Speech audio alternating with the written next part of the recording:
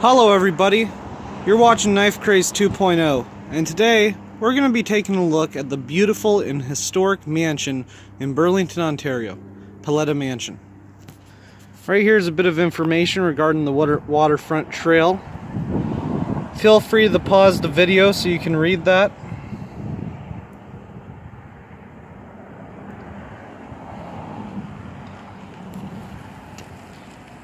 Feel free to pause anytime.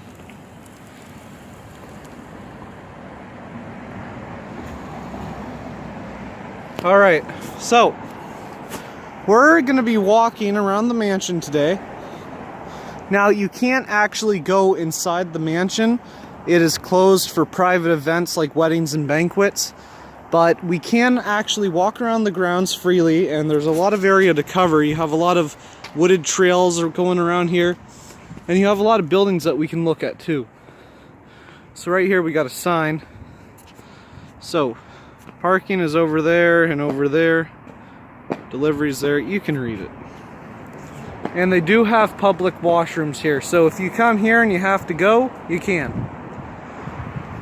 Okay, so I'm not sure what this building is or what it used to be used for, but there is a sign here that says Community Living Burlington. Let's go up to the door and see if there's any other information.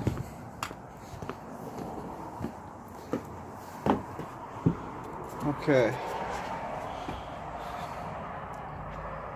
All it says is Community Living Burlington, something to do with passports and volunteer coordinator. I really don't know what else they do here or what significance it has to the historic 1930s mansion we're about to see. But without further ado, let's go for a little walk. Public washrooms are up that way. So let's walk back here. Let's see what's over here.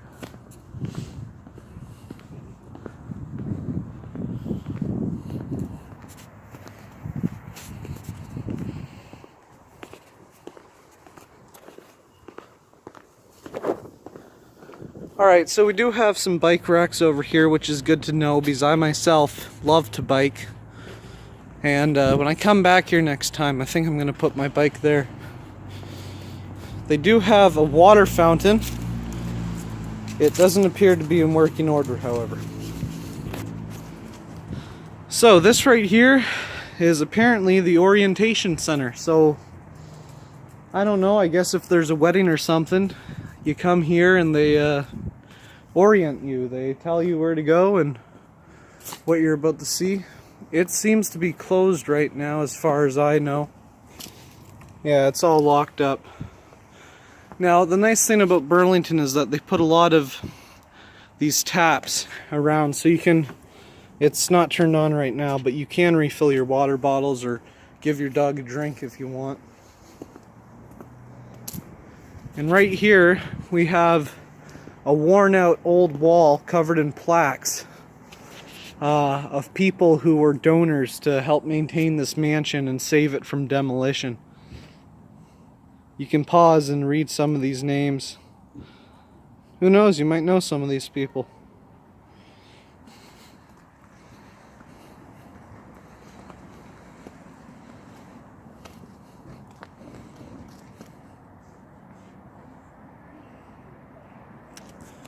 Alright.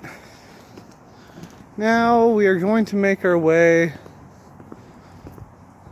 and we're going to go up here. So this is a very beautiful estate. I mean, clearly the city has taken great care to maintain it. I barely see any garbage around. And they just planted so many of these nice trees around it back in the day that nowadays people can enjoy a really scenic, beautiful environment to just get away from it all. I wonder how old that tree is. Maybe 100 years? Who knows? Now, from what I remember, well, here's the house itself. Very beautiful. Made in the 1930s. There is a bit of history about it. over there on that plaque, which I'll read to you later. But there was a little building around here. It was kind of like a dollhouse for the little girls who lived here back in the 30s. And they built the dollhouse essentially so the little girls could play house. It's back there. So here is the little house that they built back in the 1930s for the little girls who lived here so they could play house. And isn't that quaint? Isn't that adorable? We can't actually go inside of it, but as you can see, it is kind of small. Now, I'm not exactly tall. I'm 5'11", you know, average height. But this was clearly made for children, as you can see when I stand next to it. Tiny little doors for the children. It is locked. You can't go inside it. I wonder if somebody's in there. Nope, nobody's in there. And there is an information plaque over here, so we're actually going to read from it. At rest and play, Dorothy's mother, Edith McKay, built the elegant mansion in 1931 for entertaining and enjoying outdoor activities. From the stables behind you, I don't see any stables, but that orientation center, that looked like it would have been the stable, so I'm guessing that's what they're talking about. From the stables behind you, Dorothy and her father, JJ, rode horses along the old dirt path that is now Shore Acres Road. Visitors played tennis, rode horses, swam in the pool. I haven't seen a pool here, but okay. And strolled the 3 formal gardens. So there are some of the children playing. There's a little girl sitting on the, what I think is the porch to that little old house. For many, leisure time in the 1930s was spent playing cards and inexpensive games, picnicking or listening to the radio. Red Rover, Snakes and Ladders, jacks and roller skating were popular with children in the 30s. Do you play any of the games your grandparents did? And then there's some did you know stuff right here. I'll pause it, so while you guys can pause it, you can read it. Now there actually is quite a bit of nice wildlife around here, such as the famous, or should I say infamous, Canadian goose, which are known for chasing people and even biting them at times. Let's see how close we can get to these guys. I want to see if they're gonna try something. Hey goose, what's up? Alright. Okay, so back here is actually the terrace to the mansion, which we'll look at after. But I'd like to take a little bit of a walk down here and keep my eye on you, goose. There's other geese back there too. So we're just going to take a little bit of a walk. So it seems there are some plaques on these trees. So maybe these trees, these small ones, were planted in memory of somebody who passed. Or maybe these are trees planted in honor of the donors who helped save this beautiful historic estate from demolition.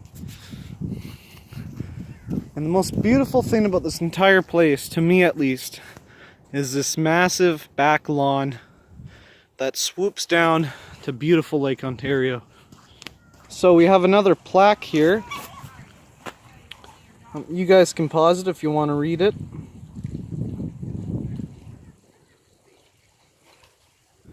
Now we're just going to take a little bit of a walk, and we're going to walk down the trail that wraps around the mansion. And there is the back of the beautiful house itself. Absolutely amazing. There are truly some beautiful views around here. Absolutely amazing. And to think that this is all public access. You can come down here during the day or even the evening and just look at all the wildlife, which I'm about to show you in a minute.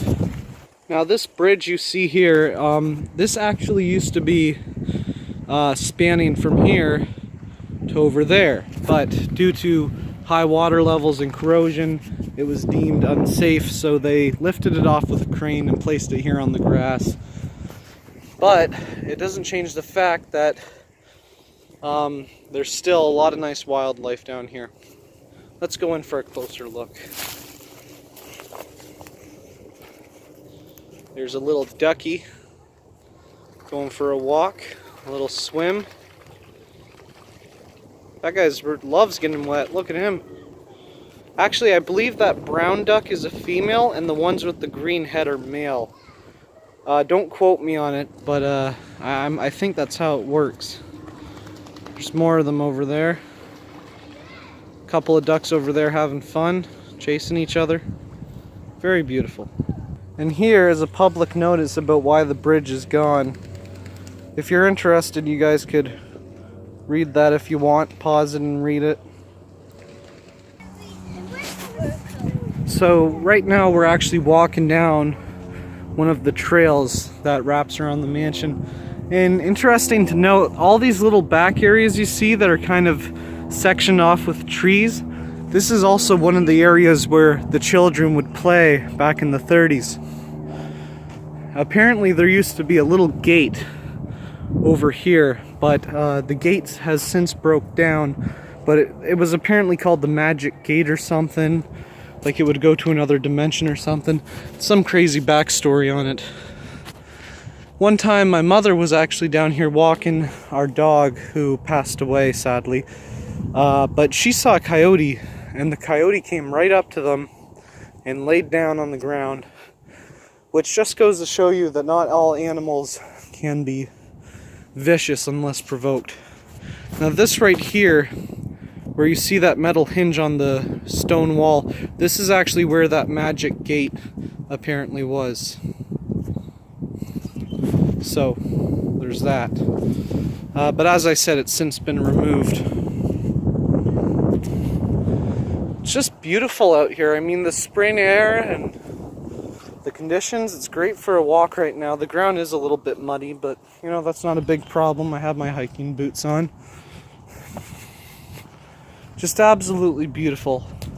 I love living in a city like this where, you know, the city preserves these natural, beautiful areas for the public to enjoy. Because every year more and more forest disappears, but Burlington is committed to making more and more forest up here.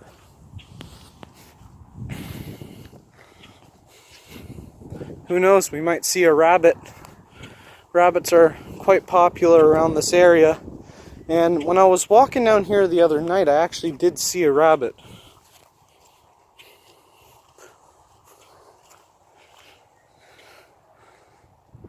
Stone wall's all broken, breaking apart. Anyway guys, in a minute we're gonna go up to the mansion and read the history. So if any of you are wondering, it was about right here in this area where my mother was walking the dog and the coyote came out of the bushes down here where I assume its den is, and it laid down right on the ground and looked at my mom and our dog without attacking or being vicious in anything. I'm surprised. You know, everybody says they're dangerous, but you know, not unless you provoke them. So we are over here at the back side of the mansion. Well, technically this is the front, because this is the driveway which goes all the way down to the front where we started. So this is the front of the mansion, and where you see that these white vehicles, you can kind of see where the garage was. But the garage has since been turned into washrooms for the male and female. No, sorry, there are no transgender bathrooms here. Don't get triggered. So they've included bathrooms, which is nice, because face it, everybody has to go to the bathroom sometime. And right here, one of my favorite points on the entire house is the sunroom. And as you can see, they have some tables set up in there because, like I said, here at Paletta Mansion, they do rent the place out for banquets and weddings. Now, right here, some of the history about the mansion. Corporation of the City of Burlington. Paletta Mansion. Edith McKay, following the death in 1929 of her father, the prominent Hamilton industrialist Cyrus Burge, used her inheritance to replace the old Zimmerman farmhouse on her Shore Acres estate. The design for her mansion by Hamilton architect Stuart McPhee, in association with William Somerville, integrates traditional motifs with modern concepts. Built by local contractors and craftsmen with the finest imported and local materials. The mansion is a showpiece of 1930s construction. Edith's daughter, that's kind of hard to say, Dorothy McNichol, maintained it as a summer residence in 1990. The city of Burlington purchased the estate for park development. The mansion was threatened with demolition, but popular support for its restoration led to a successful fundraising campaign and to its renaming in recognition of a major donor, the Paletta family. Restored and renovated, it reopened in December 2000. The entire estate is designated under the Ontario Heritage Act. Plaque erected by Heritage Burlington LACAC 2001. And over here it says that this is apparently called the Monarch Terrace. And there's a sign over here pointing to the left, so I'm assuming that the actual Monarch Terrace is the back of the mansion right here. Absolutely beautiful. And you know, I said it before, but I'll say it again. I absolutely love that the city restored this place and has allowed the public to walk around the amazing grounds. An absolutely beautiful and stately home with even more amazing nature and wildlife surrounding it. Not to mention that beautiful view of the lake and Hamilton and Stony Creek and Grimsby. It all just goes out there on that massive expanse of land.